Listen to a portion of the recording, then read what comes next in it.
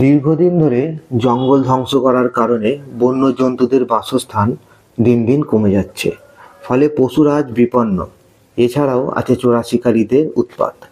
তারা নিজেদের স্বার্থে বিভিন্ন জায়গায় পশু শিকার করে বেড়াচ্ছে, যার ফলে অনেক প্রাণী আজ অবলুপ্ত হয়ে গেছে। যেমন ভারতের গোলাপি হাঁস, হিমালয়ের বামন তিতির, বালি দ্বীপের বাঘ, গ্যালাপাগোস দ্বীপপুঞ্জের কচ্ছপ, নিউজিল্যান্ডের গ্রেলিং মাছ, এরা সবাই আজ বিলুপ্ত। আবার কিছু কিছু প্রাণী বিলুপ্ত হতে চলেছে, যেমন সুন্দরবনের রয়্যাল বেঙ্গল টাইগার, কৃষ্ণসার হরিণ এবং এক শৃঙ্গ গন্ডার, এরা বিলুপ্ত হতে চলেছে। আগামী দিনে যাতে এই সমস্ত লুপ্তপ্রায় প্রাণীরা বিলুপ্ত হয়ে না যায়, সেই জন্য বিশেষ ব্যবস্থা গ্রহণ করা হয়েছে, যাকে আমরা সংরক্ষণ বলি।